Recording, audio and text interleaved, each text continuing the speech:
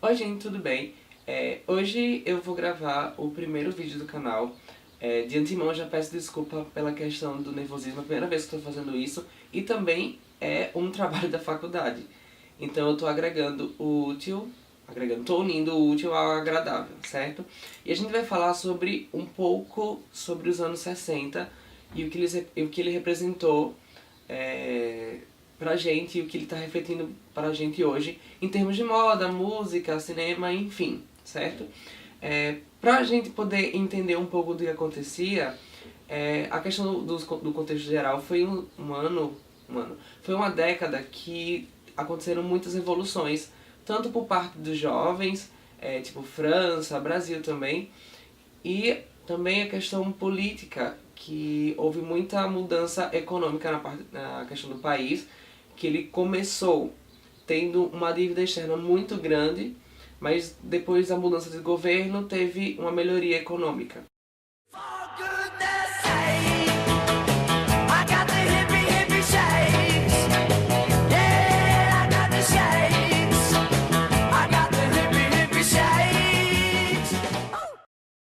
Vamos começar pelo cinema, certo? Cinema a gente teve um pouco de mudanças no cenário cinematográfico, porque a mulher ela começou a estar em mais evidência. Sozinho, tchau. Tchau, mãe. Viu, pai? Tchau. Ai, meu Deus. Enfim, voltando. A mulher ela teve um destaque maior no cenário cinematográfico, tá? E a Europa, ela trouxe uma coisa nova que foi a questão do realismo. Ela começou a fazer no frontal no cinema. Isso acabou chocando um pouco, mas quebrou alguns paradigmas de alguns tabus também da época. Tá? A gente teve França e os Estados Unidos que eles trouxeram um cinema um pouco mais dinâmico e com mais música, certo? Nós tivemos também a decadência de Hollywood, certo? Hollywood ele começou a produzir filmes em que as pessoas estavam julgando um pouco inapropriado. Isso deu abertura para que a televisão começasse a ficar em alta.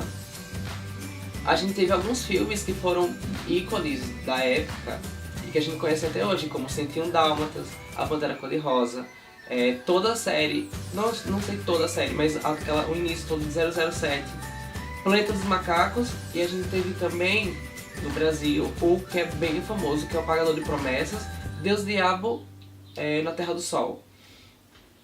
Então essa revolução cinematográfica dos anos 60 foi bem interessante por conta da televisão. A maioria daqueles programas musicais que a gente conhece hoje aqui no Brasil foi recorrente dos anos 60. A Rede Record ela foi a pioneira em criar esses programas que eram mais voltados para o público jovem e envolvia muita música. Foi daí que nasceu a Jovem Guarda. Ela era apresentada pelo Roberto Carlos, pelo Erasmo Carlos e pela Vanderleia, certo? E lá eles faziam apresentações muito fortes, muito enérgicas, sabe? E as músicas falavam sobre coisas que os jovens sentiam naquela época. Questão do romance, questão daquela mudança da adolescência e tal. E foi muito criticado por conta da influência do rock, certo? Só que assim, estourou em 4 anos e eles só ficaram famosos até hoje. Foi um boom no marco da música brasileira. E por outro lado, a gente teve festivais que enalteceram muito a MPB. A gente teve como ícone de festivais Elis Regina, Lara Leão, e tivemos também o movimento Tropicália, que ele envolve tanto a música quanto a questão da arte, certo? Lá a gente teve Gilberto Gil, Caetano Veloso e um pessoal assim que enriqueceu muito a cultura que a gente viveu no Brasil, e eles falavam sobre coisas de cunho social.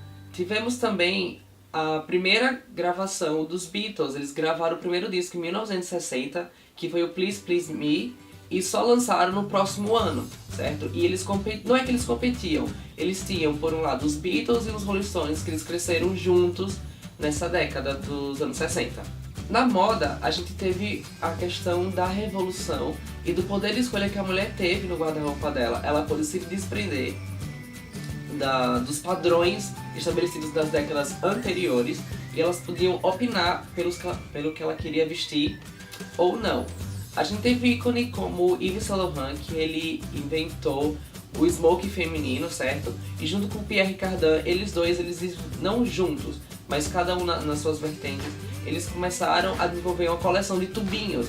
Tem uma que é bem famosa, que a gente conhece, do Yves Saint Laurent, que ele fez baseada na pintura do Mondrian, que é até capa de livro, revista, a gente conhece muito. A gente teve também a influência dos hippies.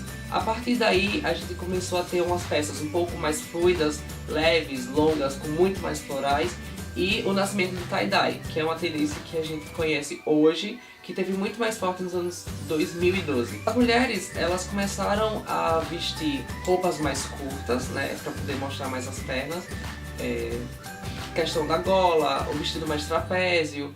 E os homens, eles se inspiravam muito nas bandas de rock, eles usavam os cabelos um pouco maiores, e as mulheres, elas começaram a usar os cabelos mais cheios aqui no topo, e usar mais pérolas também como adorno. Elas começaram a usar também o corte de cabelo que era geométrico, que eles imitavam formas geométricas nos cortes de cabelos, e foi um estouro. A gente não pode esquecer também dos ícones, que eles influenciaram a moda de uma forma muito direta e indireta também. A gente tem alguns fotógrafos, alguns modelos, alguns cantores, é sobre isso que a gente vai falar agora. A gente teve a Sandie Shaw, que Sandie Shaw, ela foi a cantora britânica a ganhar o Eurovision, e ela foi reconhecida por emplacar 3 hits nas paradas britânicas de sucesso. E ela foi reconhecida também como ícone da contracultura por ter gravado um clipe descalça, e foi receber o prêmio do Eurovision também descalça. E isso gerou, na época, né, um desconforto, porém deixou ela marcada na história. A gente também teve a Audrey Hepburn, que a gente conhece do filme Bonequinha de Luxo, que ela revolucionou a moda. Ela influenciou as mulheres de uma forma que a demanda de vestido tubinho preto e colar de pérola falsa de 3 voltas, eles acabaram tendo que ter uma produção muito grande por conta dela. E os óculos escuros redondos maiores também. A gente teve também o David Ballin, que foi o fotógrafo que entrou na Vogue em 1960. Ele queria fazer fotos totalmente diferentes do que ele costumava ver. Ele queria coisa mais dinâmica e um pouco mais sexy. Ele começou a fotografar mulheres numa posição um pouco mais expressiva que a época não estava acostumada. A gente também teve o grande ícone que foi Mary Kent. Ela criou a mini saia.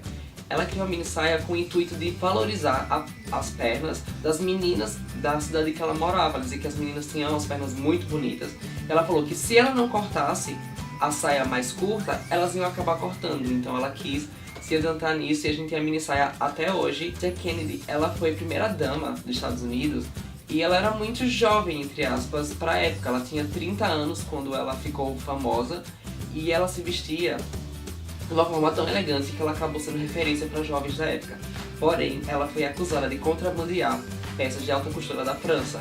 A gente teve a Twiggy. Twiggy, ela é uma quebra de paradigma da época, porque ela virou top model por fazer uma foto para um salão de beleza. Só que assim, ela não tinha peso, ela não tinha altura para ser top model, só que ela tinha um rosto incrível, ela conseguia fazer ela conseguia ter expressões maravilhosas, e ela acabou virando top model e ficou muito famosa. Ela acabou tendo uma agenda internacional muito grande em muito pouco tempo. E a gente também teve o casal da época, que foi John Lennon e Yoko Ono. Eles passavam uma ideia de amor infinito, sabe? Tipo, uma questão de amor sem limites.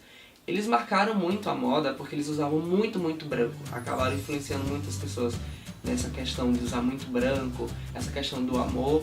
E eles recebiam muita atenção da mídia, que acabou deixando eles muito famosos também. A gente tem algumas coleções um pouco atuais que são referências dos anos 60, como a de Carolina Herrera de 2014. A Gucci lançou 2 coleções, uma em 2015, que eram peças um pouco mais chiques e refinadas, e uma em 2017, que foram peças um pouco mais futuristas, baseadas em filmes e em seriados da época. A coleção foi criada em 2017, porém só foi lançada em 2018. A gente também teve a coleção de Just Cavalli em 2012, que foi apresentada na Semana de Moda em Milão. Foi tão famoso que lotou. Eles acabaram recebendo o maior número de pessoas do que eles esperavam, que acabou que teve gente que não conseguiu ver a coleção completa. Então, pessoal, é isso. Eu espero que vocês tenham gostado. Qualquer coisa vocês podem deixar no comentário coisas que faltaram na época e algumas sugestões de coisas que a gente pode discutir aqui no canal também, certo?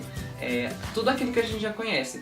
Compartilhem, curtam e se inscrevam no canal. E muito obrigado a todas as pessoas envolvidas na produção dos vídeos e da abertura também.